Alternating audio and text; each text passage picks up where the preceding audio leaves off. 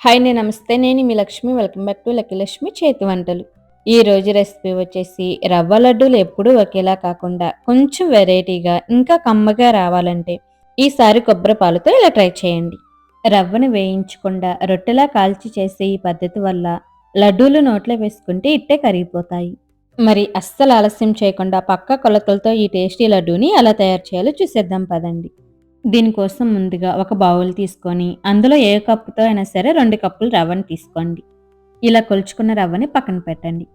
ఇప్పుడు ఒక mixie jar తీసుకొని మనం ఏ కప్పుతో అయితే రవ్వని తీసుకున్నామో అదే కప్పుతో ఒక కప్పు దాకా పచ్చి కొబ్బరి ముక్కల్ని ఇలా చిన్న చిన్న ముక్కలుగా కట్ చేసి తీసుకోండి. ఇప్పుడు ఇందులో అదే కప్పుతో ఒక కప్పు నీళ్ళని తీసుకొని ఇలా మెత్తగా పేస్ట్ లాగా గ్రైండ్ చేసి మనం కొలిచి పెట్టుకున్న రవ్వలోకి వేసుకోండి. ఇలా కొబ్బరి పాలన్నీ వేసిన తర్వాత పిండి మరీ గట్టిగా కాకుండా మనం చపాతీ పిండిని ఎలా కలుపుకుంటామో దానికంటే కొంచెం సాఫ్ట్‌గా ఉండాలి. ఎందుకంటే రవ్వను పాలని పీల్చుకొని కొంచెం దగ్గర పడుతుంది. పిండి కలిపిన తర్వాత దాని మీద మూత పెట్టేసి కనీసం ఒక 15 నిమిషాల పాటు నాననివ్వాలి. చూడండి, 15 నిమిషాల తర్వాత పిండి అనేది కాస్త గట్టిపడింది కదా! ఈ పిండిని మరొకసారి కలుపుకొని 2 పార్ట్స్ కింద డివైడ్ చేయండి. ఇప్పుడు స్టవ్ మీద ప్యాన్ పెట్టి ఒక పిండి ముద్దను వేసి కొంచెం కొంచెం నెయ్యిని రాసుకుంటూ మరీ పల్చగా కాకుండా కొంచెం మందంగా ఉండేలాగా రొట్టెలాగా చేసుకోవాలి. ఈ విధంగా చేసుకున్న తర్వాత దీని మీద మూత పెట్టేసి మంటని సిమ్‌లో పెట్టి రెండు వైపులా ఎర్రగా గోల్డెన్ కలర్ వచ్చేంత వరకు కాల్చుకోవాలి. ఇలా మూత పెట్టి కాల్చడం వల్ల రొట్టె అనేది లోపల వరకు చక్కగా వేగుతుంది. ఇలా కొంచెం కాలిన తర్వాత కొంచెం నెయ్యి అప్లై చేసి రెండో వైపుకి తిప్పి మంచి గోల్డెన్ కలర్ వచ్చేంత వరకు కాల్చుకోవాలి. ఈ రొట్టెని లో టు మీడియం ఫ్లేమ్‌లోనే కాల్చుకోవాలి.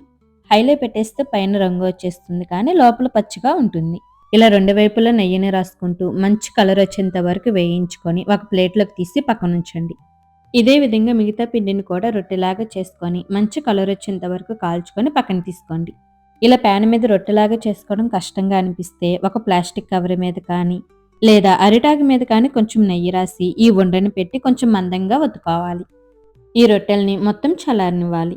చల్లారిన తర్వాత చిన్న చిన్న ముక్కలుగా కట్ చేసుకొని మిక్సీ జార్లోకి వేసుకోండి. మిక్సీని ఒకేసారి తిప్పకుండా ఆన్ అండ్ ఆఫ్ చేస్తూ పల్స్ మోడ్లో గ్రైండ్ చేసుకోవాలి. చూడండి, ఇలా రవ్వ రవ్వగా ఉండేలాగా గ్రైండ్ చేసుకోవాలి. ఇలా గ్రైండ్ చేసుకున్న రవ్వని ఒక మిక్సింగ్ బౌల్లోకి తీసుకోండి. నెక్స్ట్ అదే మిక్సీ జార్లోకి రవ్వని తీసుకున్న కప్పుతోనే ఒక కప్పు పంచదారని తీసుకోండి. ఒకవేళ ఎక్కువ తినే వాళ్ళైతే ఇంకొక 2 స్పూన్లు దాకా వేసుకోవచ్చు. నేను వేసిన పంచదార అయితే కరెక్ట్ తీపి అనేది సరిపోతుంది. అలాగే ఇందులో 4 యాలకులు వేసి మెత్తటి పొడిలాగా చేసుకొని మనం ప్రిపేర్ చేసుకున్న రవ్వలోకి వేసి అంతా కలిసే విధంగా ఒకసారి కలపండి. ఇలా కలుపుకున్న తర్వాత స్టవ్ మీద ఒక చిన్న ప్యాన్ పెట్టి అందులో 2 స్పూన్లు నెయ్యి వేసి వేడి చేసి అందులో కొన్ని జీడిపప్పు పలుకులు కిస్మిస్ వేయించి ఆ నేతితో సహా ఇందులోకి వేసుకోండి.